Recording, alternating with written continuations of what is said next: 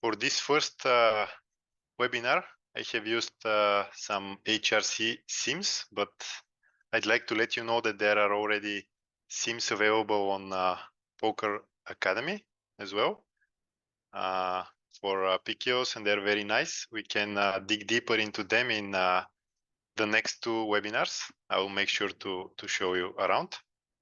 And let's go.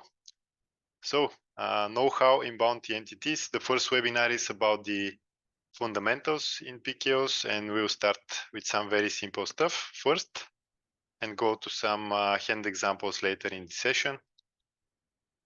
So let's go. The basics. Probably most of you know, but PKOs have regular and bounty prize pool. The most standard PKO format is where half of the prize pool goes towards bounties and half of it goes towards a regular prize pool. And it's very important to find the balance while we play for both of the prize pools. So in the beginning of each MTT, one starting bounty equals 1/4 of the starting stack. And this is because of the future value of our stack when we play also for the regular prize pool. If we only play for, let's say, the whole regular prize pool goes for first place, then we would calculate one starting bounty equals half starting stack. And I'll show you an example about this one, but the smaller our stack is, the more important is the regular prize pool for us, because we likely cover nobody. So at this point, we only play for the regular prize pool. This is also very important. Ranges in PKOs differ a lot from vanilla ranges. And that goes for almost every situation. Pre-flop, post-flop, also the sizes are different. We'll see about that later on. We get to the second point. When we are short and we are about to jam, we are very likely to play a multi-way pot because of the added money people are getting for hunting our bounty. So we need to be prepared to play multi-way pots. And the hands which are not very good in multi-way pots are the low pocket pairs and basically the suited connectors. So these would be hands which are profitable in a vanilla tournament when we are short stack because we have the fold equity. But in bounty, they're not so good anymore. This might be one of the most common mistakes we encounter nowadays. People play basically vanilla ranges when they're short in bounties, when they shouldn't be. If we're super short in a PKO tournament, let's say under 7 big blinds, we could take slightly minus EV jumps compared to the solver, while we keep in mind that in a future game situation, when we eventually double or triple up, we will be having the opportunity to play for bounties. So this is very important, especially in the early stages. Some of you might be familiar with the term bounty power, but I'm going to explain to the rest of you. Bounty power is a very important term, and each player starts a PKO tournament with bounty power 1. This means he has one starting stack and one starting bounty. If you manage to kind of double up early stages without earning a bounty, then you have two starting stacks and one starting bounty, which equals 0.5 bounty power. And if you kind of lose half of your stack early, your bounty power goes up to 2. The bigger someone's bounty power is, the more relevant his bounty is. So this is a very good indicator when we want to determine if it's worth it going after somebody's bounty or not so much. And this is very applicable in early and mid stages. Once we're in the money, we start calculating chips. We kind of convert bounties into chips. This is also very important. Roughly, one starting bounty equals 40% of the starting stack when there are 20% of the field remaining. This is almost always after the late reg closes. And bounty power gives us idea about the new pot odds we get because we have some equity drop basically. We'll see an example about it later. So roughly for bounty power 1 stack, the equity drop is about 5%. In theory, the lower our bounty power is, the closer we play to chip EV in terms of free jumps, and raise first in, because then we have more fold equity. Usually in the large fields, in the late stages, the bounties actually don't really matter because the average bounty power is so small, it's sometimes even below 0.1. So we should pretty much play a vanilla strategy. If you take a tournament like the Sunday Million, for example, on PokerStars, with 10,000 entries, the bounties in like day 2, they pretty much don't matter. Sometimes somebody is going to have a big bounty, and if we convert his bounty into chips, it's going to be like 4 antes or 5 antes, half a big blind. So this is nothing. This point is very important. Number 7, re-entering and entering late in PKOs is generally not a good idea, because when we do it, some part of the total prize pool is already missing and has been distributed. So we pay the same rake for a smaller prize pool, basically. I personally go with maximum 10% busted in my higher binds and around 25% busted in the lower ones in terms of re-entries. And oftentimes, even if you have like a good opportunity to re-enter in one tournament, it might be a better idea to just start another one, which has just started, because we have a limited table space after all, and we have to choose between different options. So point number 8, I kind of repeat myself here, but this is very important. The ranges in bounties are very different than vanilla ranges. They have to be very dynamic, and we have to make adjustments all the time. And this is because sometimes we are like the shortest at the table. We have to play very tight. Sometimes we are mid-stack. We cover some of the people. We have to determine whether we want to hunt somebody's bounty or we kind of want to wait for a better spot. Sometimes we're the big stack. We want to expand our race first in range a lot. We want to flat a lot. So it's very important to not autopilot PKO tables, especially mid and late stages. Okay, point number 9, PKO preflop and postflop strategies and sizings are also very different than vanillas. As big stack, we try to reduce the SPR and hunt villain bounty more often. And as a short stack, we kind of try to play as small pot as possible to protect our bounty. So the relative hand strength is also different because of the added chips from the bounty in play. So yeah, basically the big stack is trying to push towards the bounty to reduce the SPR. The small stack is in the defensive position. So it's a very interesting format, and I think there is a lot of room for edges in PKOs even nowadays, because the majority of players, they probably play like 10 to 15% correct, and they make a lot of mistakes. Maybe in like 2 or 3 years, the average regular in the bounties will be doing much better, but nowadays there is a lot of room to improve. Okay, we get to the second part of the webinar. This is the rules of thumb. These are stuff to basically memorize, and we can simplify our strategy by always applying those rules. When you're super short and still cover one player at the table, in a scenario where this player open jams, we have to go with a very wide range if his bounty power is relevant, of course, which means mostly early stages, because busting this player is kind of our only way of making money from the MTT at this point. I'll show you an example about this one in 2 slides. You're gonna like it. Whenever a player behind us has between 2 and 5 big blind stack and is not in the big blind, we want to play our entire range as a limp. Players behind us also should overlimp in theory. Exception of this is when we or a player behind us is so short that he actually has a jamming stack, and he can open jam or just jam after our limp.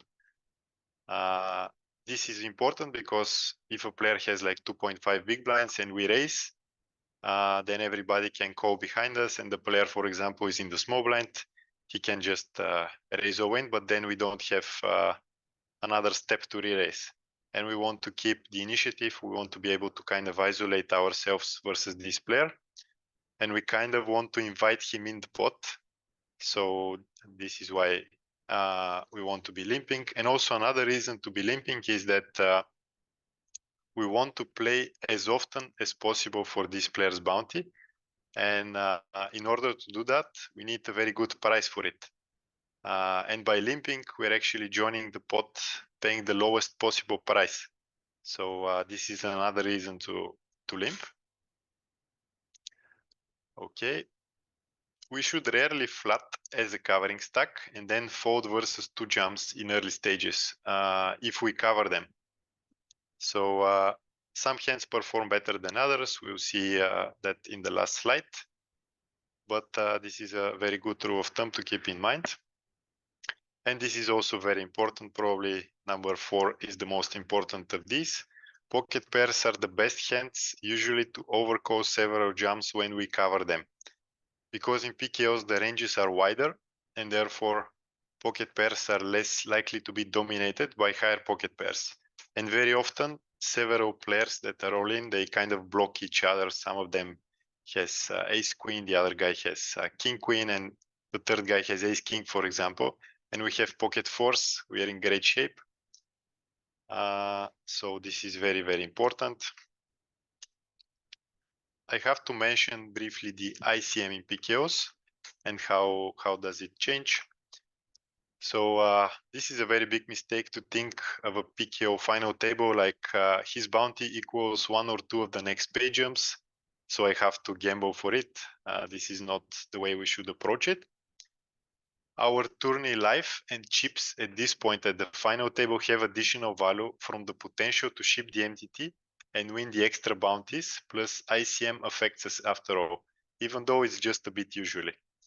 So we have to keep in mind that we are very close to actually winning the tournament, and when we win the tournament, we collect all the bounties. We kind of monetize them. So that's why it's very important to make sure you win a heads up in bounty tournament. And something I didn't mention here, but I mentioned earlier that in the beginning of a tournament, 1 bounty equals 1/4 of a start stack. At the final table, 1 bounty equals roughly half of a starting stack. So sometimes there are exceptions where if we have a huge stack at the final table, we can calculate somebody's bounty at even higher value, like 60% of a starting stack, because we have very good chances of winning the whole thing. Let's say we are 5-handed and we have 60% of the chips in play. So we can actually hunt somebody's bounty with a wider range and more often because of that. We have real chances of monetizing this bounty after we win it, after we ship the whole tournament. Number 2, as a general rule, PKO final tables, they have way less ICM impact compared to regular final tables.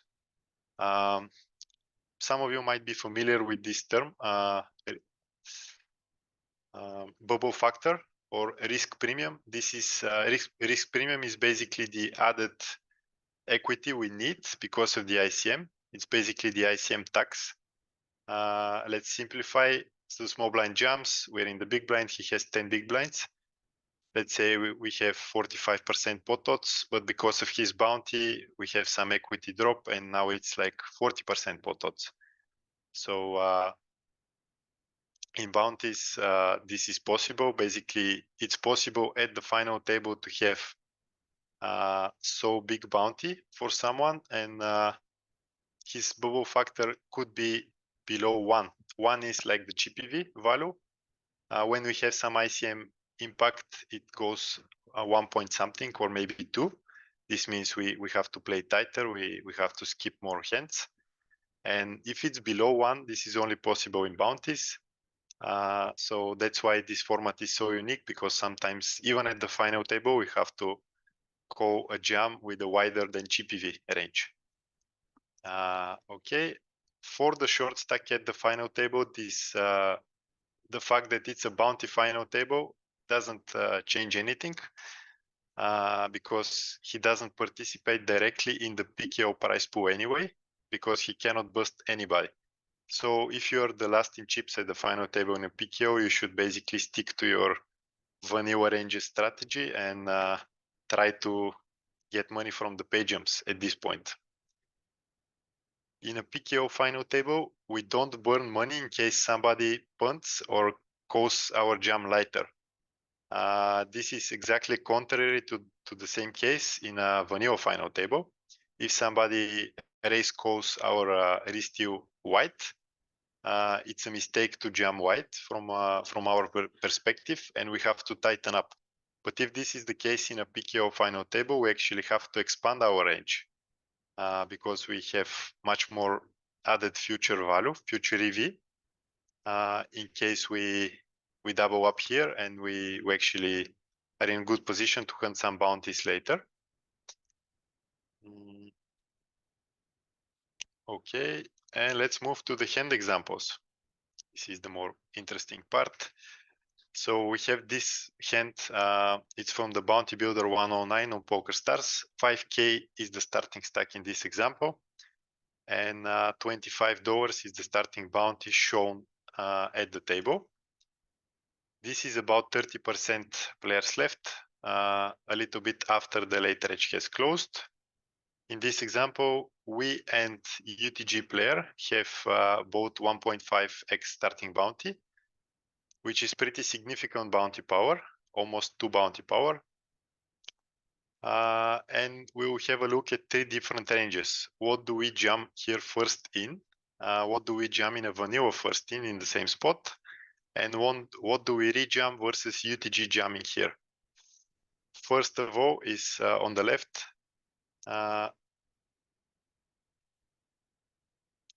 This is the actual PKO spot if the UTG player folds.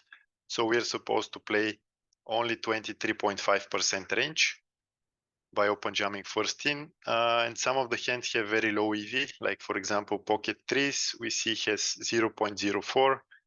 Ace 5 off is also pretty marginal. Queen 9 suited is not so good.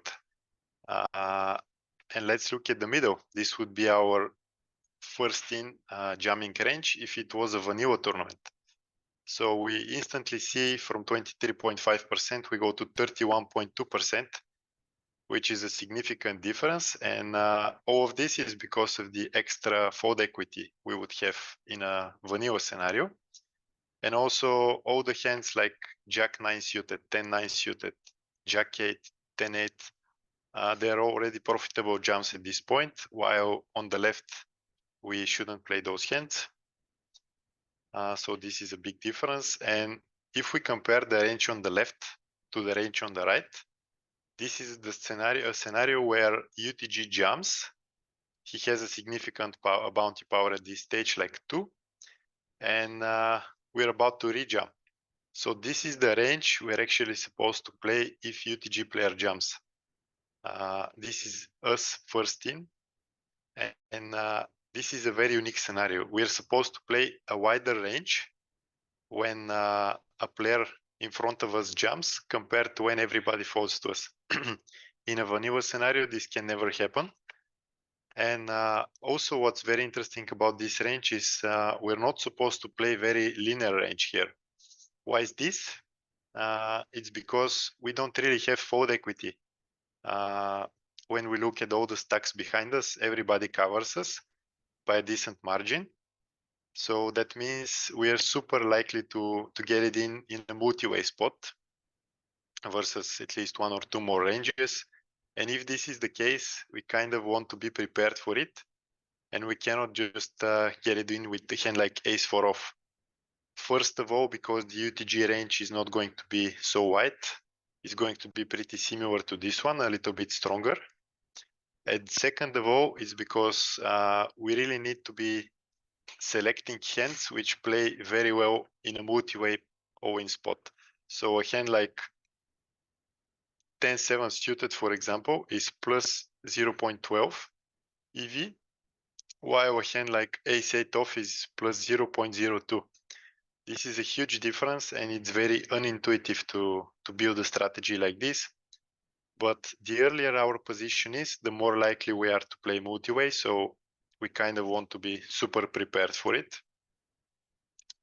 Let's move to the next one.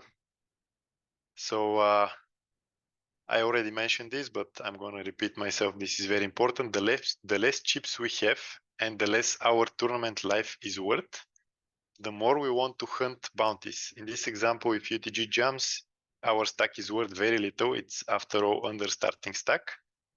So we go with about 7% wider range compared to when UTG folds. In the red zone, we can see MP rejumps 12.1% versus UTG only. So this is the range. This is if we fold after UTG jumps. But if we also jump, the MP range goes up to 21% almost. So this is the case here, 20.8% if UTG and we rejump. So this is also a very important rule.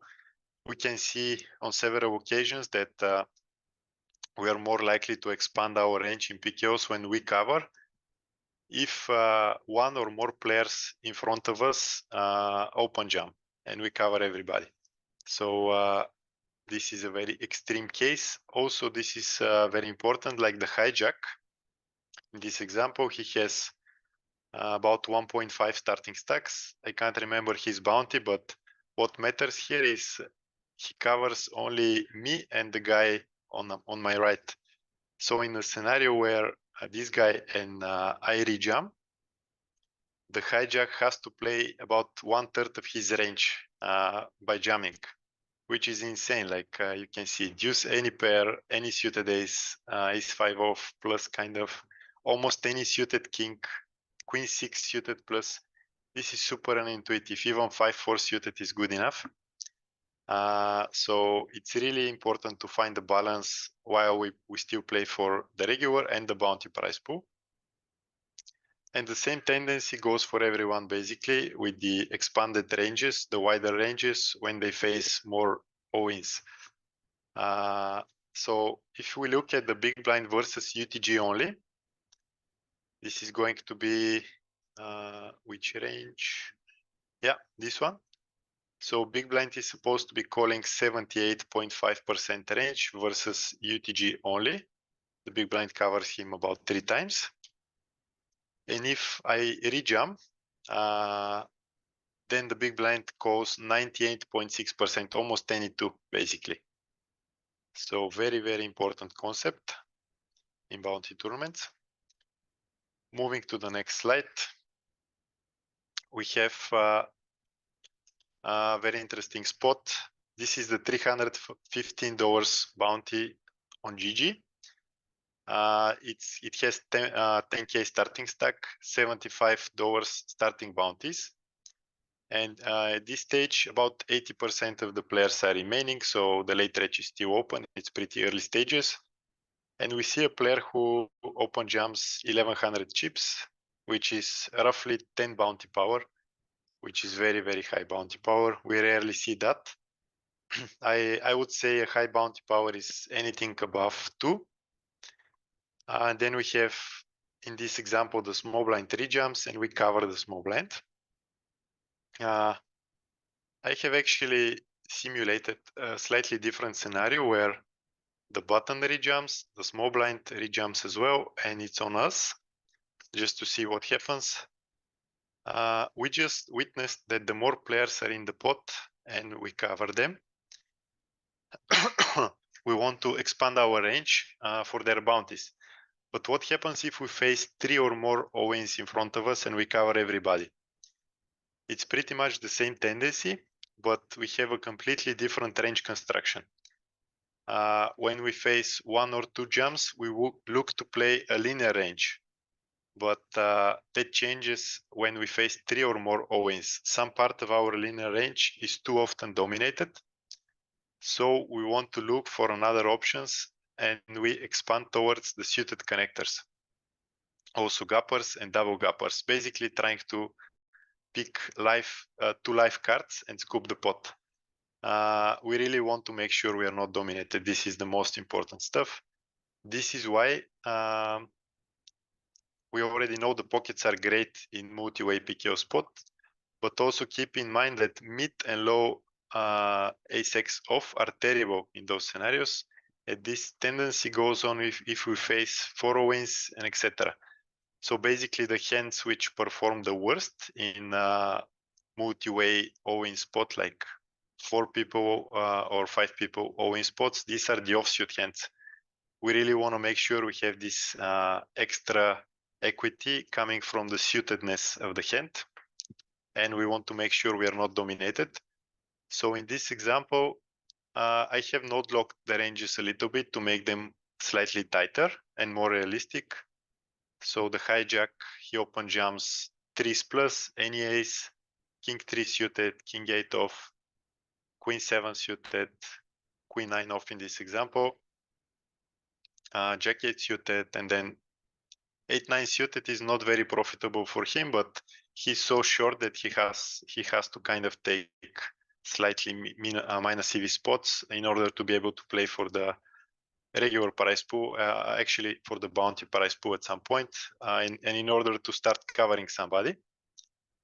Then in this example, I have node locked the button to rejam 3s plus, almost any pair, any suited ace, ace 5 off, king 5 suited, king 10 off, queen 8 suited, queen 10 off. You can see pretty much slightly tighter range than what the hijack is open jamming. And then the small blind is a little bit tighter because the small blind doesn't cover the button. So this is important in terms of building the small blind range. So he's playing almost any pair as well. 3s plus, any suited ace, ace 8 off. He's starting to fold some of the dominated worst offsuit aces. King 9 suited, king 10 off plus, queen 10 suited, queen jack off is the bottom range for the offsuit combos, and then jack 10 suited.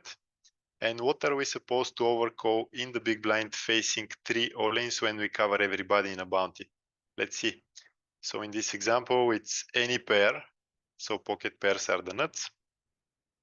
Any suited ace, ace 8 off plus, king deuce suited plus, king 10 off plus, and then queen 5 suited. We expand a lot in the suited portion.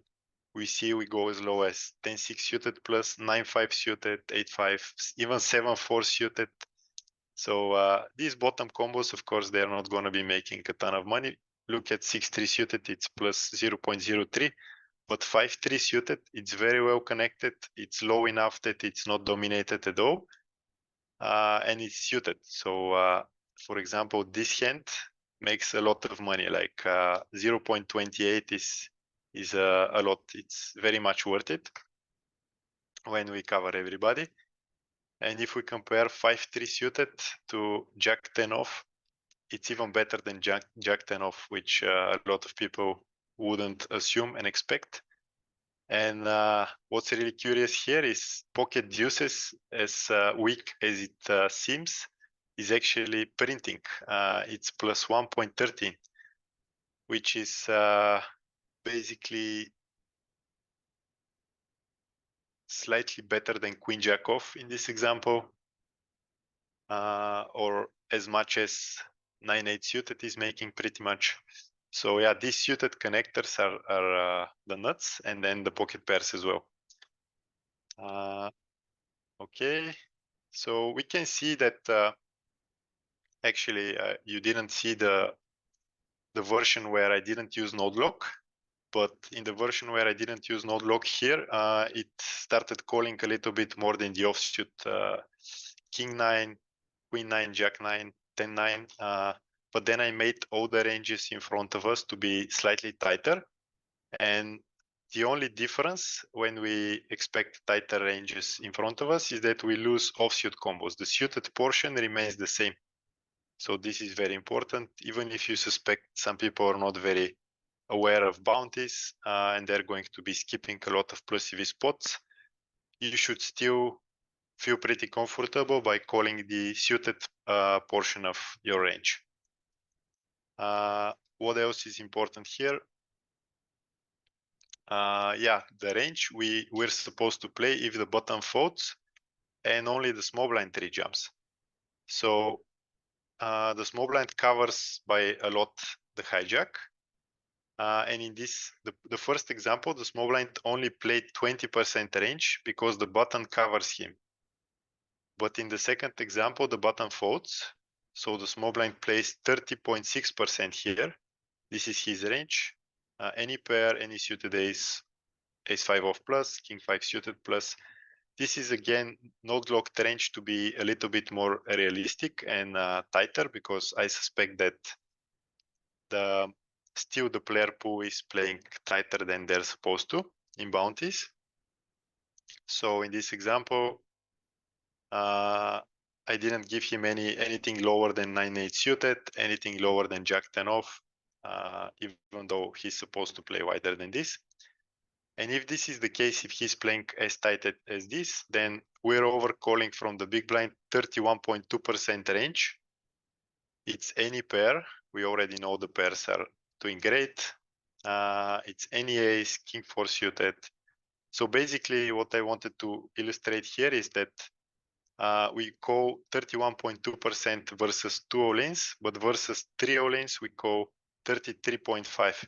And it's a completely different range. Like in this example, we play ace-8 off as the bottom range when we face 3 all-ins, but if we face 2 all-ins, it's any ace. And all the aces, they're doing great.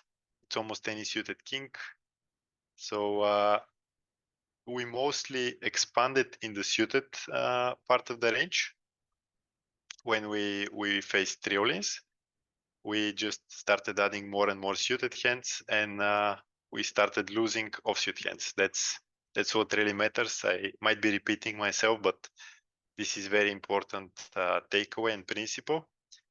And once again, to mention that all of this is really applicable for the early and mid stages, because later on, when the late range is closed, kind of, there is some ICM in play, and with ICM in play, we kind of have to consider playing a little bit tighter, because we are already closer to the final table and closer to the moment where we can win the whole thing and monetize the bounties. I'll talk about the most common mistakes I find nowadays in PKOs. I think the number one mistake is that people, when they are covered, they 3-bet too small, both in position and out of position, and therefore they give great pot odds for villains who cover them to actually hunt their bounty. I keep seeing these 2.7x 3-bets out of 25 big blind stacks in position when they have relatively high bounty power and they're covered. You can almost literally defend any 2 versus this kind of 3-bets when you're the big stack, especially if you cover by a bigger margin. This is another thing I need to mention. I kind of forgot. The bigger your stack is, the more you have, you can expand your range in terms of bounty hunting. So let's go to this example. Like in this one, the big blind was supposed to only call 78% versus UTG if he jumps, because he has 13k chips. Let's say we swap the big blind and the button. So this guy gets 37k chips. Then his range is going to be very close to 22 because of the future game simply. Right now the button is covering the whole table, and for him it wouldn't cost almost anything to just play for these bounties. And even if he loses, then his position in the whole table doesn't change at all. He still covers everybody by a decent margin. So I should have added this as a rule of thumb because it's very important. And the same goes vice versa. Basically, if this guy had like, well, if he has 4k chips, he kind of has to call very wide as well because his tournament life is not worth as much. But the tightest we have to be is when we have like middle stack. So this guy actually has to be pretty tight in this example. That's why he's only calling 78.5% versus UTG. But if he had 4k chips, he would be going super wide. If he had 40k chips, he would be going. Take number 2, I think people are very capped when they flat.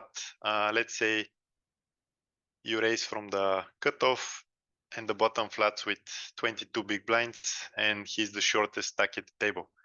This is an example where people leave themselves very capped in general. They don't really have any traps because they like to just 3-bet jam or 3-bet no win for value. So when they flat, it's natural they have a very weak range. This is a big mistake, and the natural exploit is to basically squeeze a lot from the blinds, and this is what already is happening, especially in the high stakes MTTs. The more aware guys, they really make sure to squeeze a lot. And the counter to this is basically to remove the no-win 3-bet from your strategy when you're a short stack and you're covered by everyone. So whenever you face a race and you have like 30 blinds, even in position, your strategy should be only call or 3-bet jump. That's it. And I think it's okay even to have 0 3-bets. Like you have ace king off, it's fine to just call, especially if there are a lot of covering stacks behind you who are aggressive, especially in the higher stakes. I think people really try to make sure they go after the capped ranges. So this is a very nice counter strategy to just have no 3-bets. And also another counter strategy is to, whenever you face some very aggressive villains who make sure to squeeze a lot, you can expand your 4-bet jam range versus them. Even if you suspect you have no fold equity, that's okay. Like you flat king jack off bottom versus cutoff with 25 bigs, small blind squeezes, cutoff folds. If you suspect the small blind is very wide here, you can just 4-bet jump. This is the natural counter exploit, basically. I've been witnessing a lot of queen 8 off, jack 9 off squeezes behind us especially from the Montenegro flags. Some of you might agree that these guys and also the Brazilians are among the most aggressive nowadays online. So what they do is they basically make sure they exploit population tendencies, and that's why they started squeezing so wide, as wide as queen 8 off, jack 9 off, king 4 suited, something like that. So even if it feels yeah, even if it feels unintuitive, king jack off might actually be very ahead of an aggressive villain squeezing range. So make sure you keep an eye on that. Let's talk about the next mistakes. I think I might be also guilty of this one. I think a lot of people, they just look at somebody's stack to make sure they cover him and how short he is, but they don't really look at how relevant somebody's bounty is. For example, you see a 6 big blind stack jamming and you know it's a bounty tournament, and you instantly start thinking of what kind of range you can rejam here with 25 bigs, for example. But it's really important to make sure that this player's bounty power is relevant. Sometimes 6 big blind stack in a bounty can have like 0.3 bounty power, especially in the later stages. So we don't want to punt our stack like this, and it's very important to preserve our stack for actually the good spots. What else? I think some players, this is not a tendency, but some players, they really punt for bounties. I've seen some crazy stuff, like for example, 1 big blind stack is auto-owing in the big blind. We see a few limps, and then the small blind jumps 60 big blinds with king 5 offsuit. I think it's very important to make sure you mark or tag such players, and you can expand your calling ranges against such players drastically, basically. Even pocket threes for 60 big blinds might be good enough if you suspect villain plays a range as wide as king 5 off in occasions.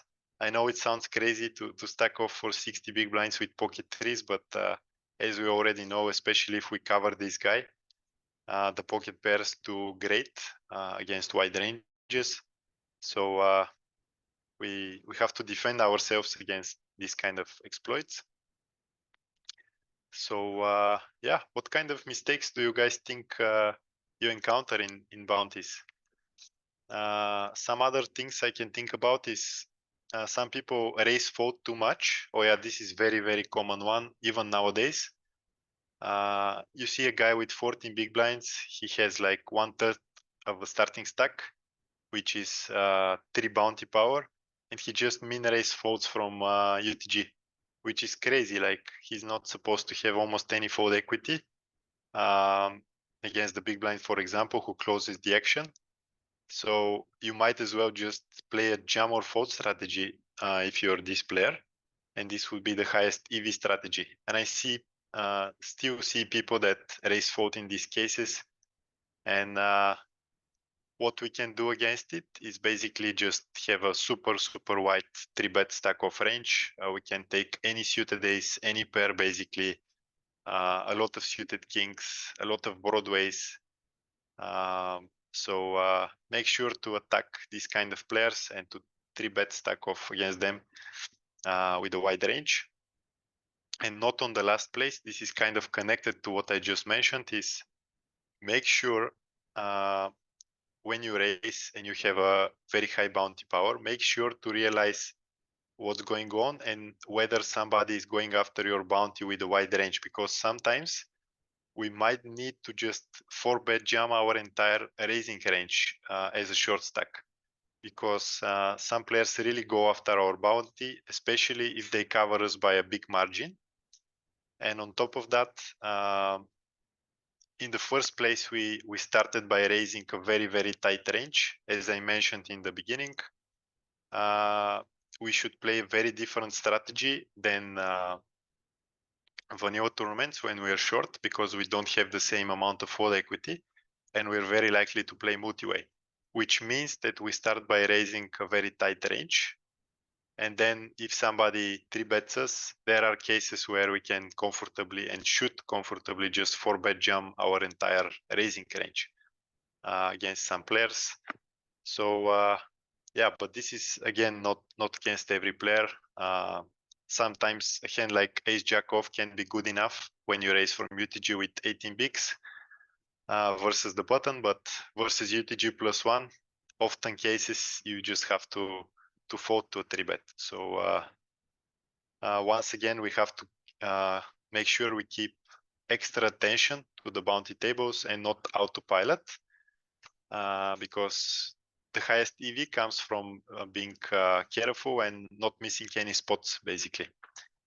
So we get to the end of our first webinar, and now is the time to start answering some questions. So if you guys have any questions, you can type in the chat. I'll make sure I keep an eye on it. Or yeah, use the Discord group coaching section. This might be best.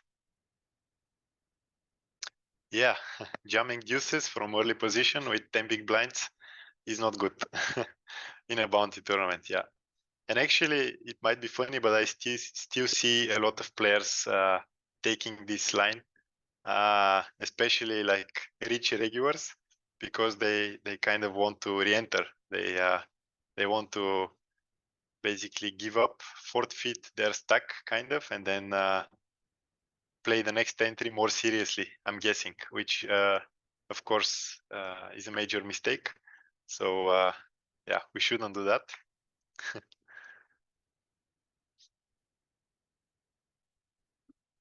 Okay, the meaning of bounty power.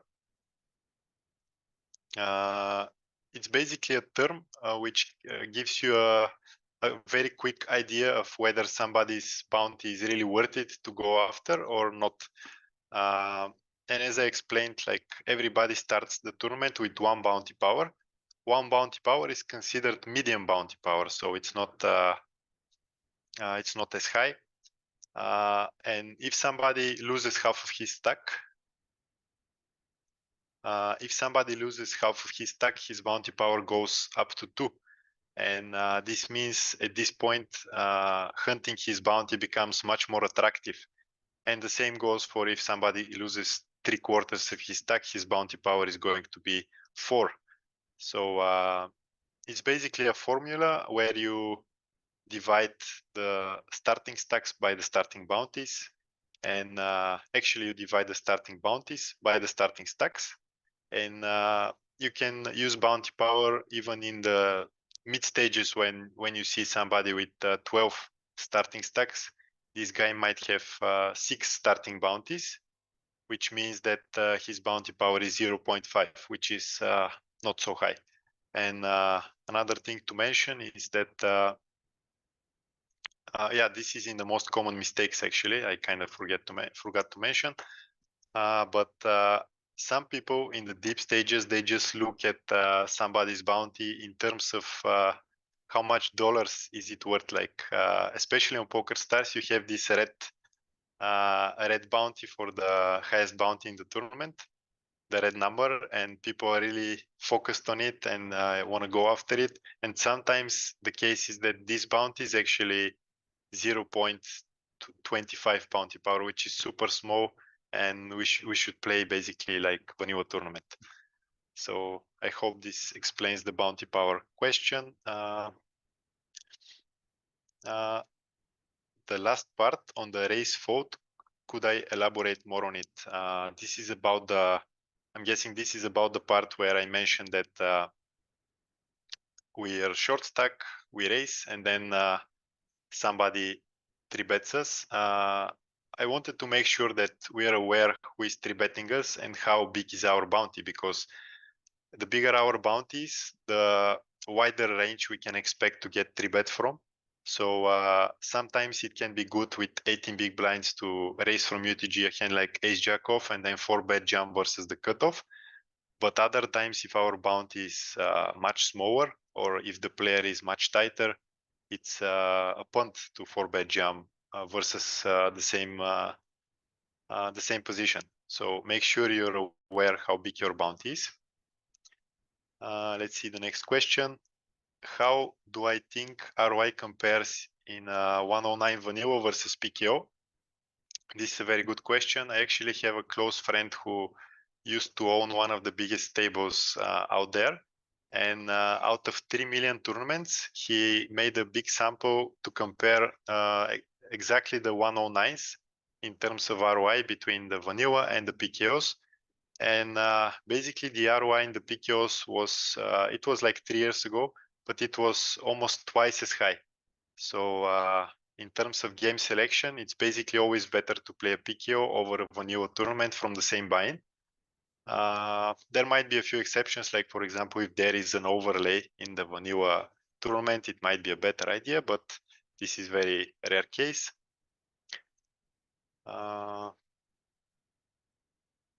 Okay, what's next? Why does bounty power goes up when losing stack? Because then your bounty is worth more to hunt. And basically, let's say the starting stack is 10K, you lose half of your stack. So you have only 5K. If you open jam from the small blind, the big blind only has to call 5K to win the same amount of bounty.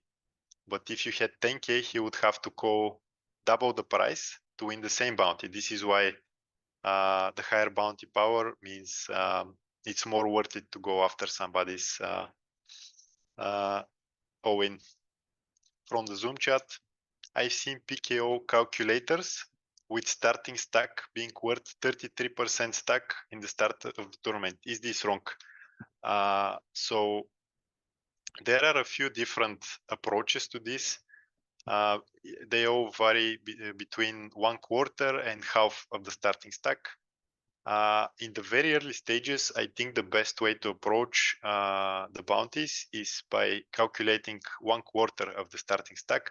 And this is because we have so many scenarios where even if we skip a spot because we didn't put like 33% of the starting stack as bounty, but we calculate it as 1/4, even if we skip a spot, then our tournament life in the early stages is worth a lot, and we have so many future spots we can take, which might be better than this one, that this is the main reason I think it's worth it to calculate by 1/4 of starting stack. It's basically the future game.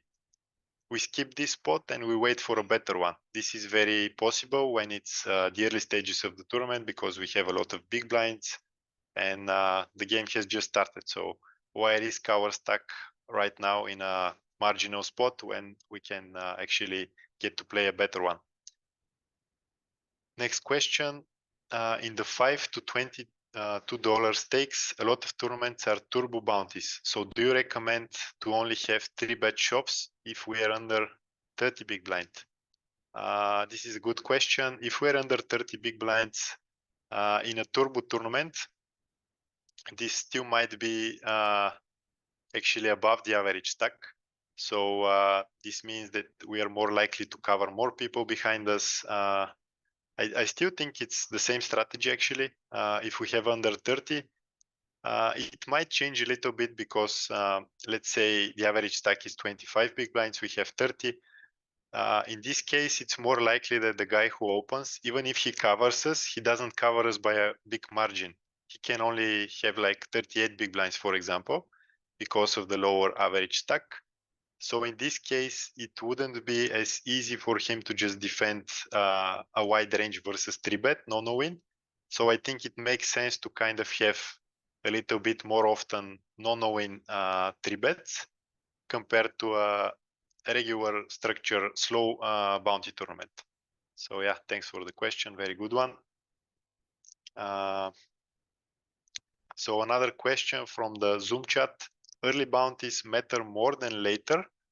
Obviously, even though later stages bounties tend to be bigger. Yes, this is true. And I have a very simple answer to this. This is because the average bounty power in the beginning of the tournament is always 1, the very first hand when all the players are in play. But with every bust out, the average bounty power in the whole tournament goes down actually. So yeah, the bounties are most worth to hunt in the early stages, even though the number shows as a higher number in the late stages. There are a few exceptions. For example, let's say the guy with the biggest bounty in the tournament, he was big stack, but he doubled up another big stack, and now he's left with 8 big blinds. His bounty power might be very high, even with like final three tables. So make sure to still use the bounty power as just to give you an idea. And you can also use the chips conversion model to determine how much big blinds he's adding in the middle when he jumps, even in the late stages. Another question. No, I already answered this one. Yeah, the starting bounty. Sometimes some calculators, they is the starting bounty worth 33% of the starting stack? This is the question. Once again, I already answered it. I think some calculators, they might not take the future game to be as important as it is. So I think it's much better to focus on the 1/4 in the very beginning, and then we go up like as an approximation with 20% field left. One starting bounty equals 40% of the starting stack, roughly. So yeah, you're welcome. Okay, another question. Any advice on mystery bounties? They're now more often in Winamax and GG Poker. Okay, thanks for the question. Actually, mystery bounties, I have very simple guideline about them. It's let's take an example. It's a 10K starting stack, and it's $100 to the regular prize pool, $100 to the mystery bounty prize pool. So we 10% of the field advances to day 2, which means on day 2, when we are already in the money and the mystery bounty is on, the average stack is 10 starting stacks. So this would mean the average stack is 100K, And since half of the prize pool is actually in the bounty, that means we simply look at the average stack and take half of it as a guideline how much chips we are adding to the middle whenever we cover someone. So in the very first hand on day 2, in the example I just gave, any bounty would be worth 50k chips, which means that for mystery bounties, which are very popular nowadays, we really have to make sure we gamble hard in the beginning of day 2 or in the beginning when the bounties are introduced. And the mystery bounties are worth very, very little in the late stages of day 2. And the answer is because the value is pretty much always going to be around 50k. So around what we started to use, this is going to be the value until the end of the tournament, pretty much, unless some major changes happen, like the big bounty ends up being busted very early, then we actually take less chips. But if we take these 50k chips, which were worth like 20 big blinds in the beginning of day 2, and if we take them to the final table, they're probably going to be worth like 1.5 MTs. So this is nothing. In the end stages of mystery bounties, we should be playing pretty much vanilla tournament strategy, regardless of the bounty element. So how different are the $50 ABI versus 250 ABI in terms of level? I would say it mostly depends on the site. Of course, some sites are softer than others. For example, iPoker, I think even the highest stakes they have are very soft. But like sites like Poker Stars, there might be not such a big difference between $50 and $250. And this is mainly because I think both 50 and 250 are stakes which would attract players from stables, and players from stables, they are the majority of the players online nowadays, I think. And even though the 50, in my opinion, is usually much softer because of the more random players, still it wouldn't be such a great difference. I think the biggest difference online would be between stakes which you don't really play professionally, like the $5 stakes. There are very few people and players or nationalities who can actually grind $5 ABI and be professional about poker. And then if you take the difference between $5 and $20, it's going to be much bigger difference compared to 50 to 250. So yeah, that's the main thing. Another question. What's the best way to deal with short stack limpers? I usually tend to raise or jam on them more often with a wider range in the more turbo version tournaments. Okay, so short stack limpers, once again, it's very important to realize how relevant their bounties. Sometimes they might be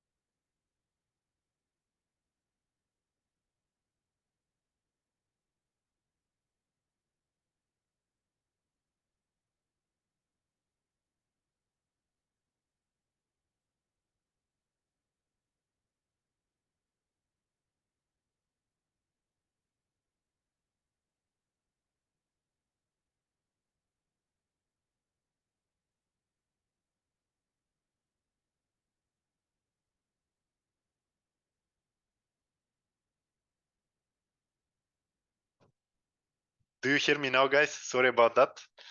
I think yeah, okay. So yeah, my mic is programmed in a way that if it doesn't hear any sounds talking to me, then it kind of ends up turning itself off after 1 hour. So until what point did you hear what I said? So yeah, let me know. Okay, shit. Let's repeat the question. What is the best way to deal with short stack limpers? I usually tend to raise or jam on them more often with a wider range in the more turbo tournaments. So basically, I was saying that it's okay to play a very wide range if you cover a short stack who is limping. So in some instances, if villain's bounty power is worth a lot, we can actually overlimp any suited queen, any suited jack from the button if we have a big stack. In terms of ISO, if we're short stack ourselves, then we can ISO jam, and this would be the most used sizing. If we're a big stack, we can use two different sizes to build our range. We can use a smaller size, let's say 3x or 3.2x in position, to make sure we keep them in the pot and we isolate ourselves versus them in a heads-up pot, which is the ideal scenario. We pick like the top range for this usually, and some very well-playing suited hands like Jack 10 suited, we're calling anyway versus jam. And the big size, we can have also a big size, which can be like 7 big blinds or so, to make sure they don't just call and play post flop. Usually we prefer this with hands like the offsuit premium aces, like ace jack off plus, and some middle pocket pairs like sixes, sevens, maybe fives. We can also kind of make sure we commit ourselves with a hand like 7-8 suited or 6-7 suited, to make sure we play a heads up pot. And this is all if the bounty power of the limper is relevant. Let's say if it's over 0.8 or something. Let's see what's the next question. So the mystery bounty is mostly playing normally, and the bounty is basically an added bonus. Yeah, that's true. We'll dig deeper in the next two webinars about some post-flop adjustments we have to make both as big stack and short stack. This is very interesting as well, and I'll show you more examples, which I believe are more entertaining there than plain text. So last questions for today.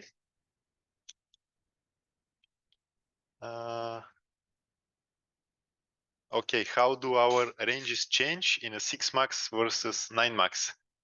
I would say it's pretty similar, the change here, compared to a vanilla change. We just play a higher VPIP and preflop raise, and yeah, that's it. Just make adjustments based on the current situation. Like if you have a short stack in the blinds, you have to make sure you know if it's in the big blind, you want to min raise, so you keep the short stack in.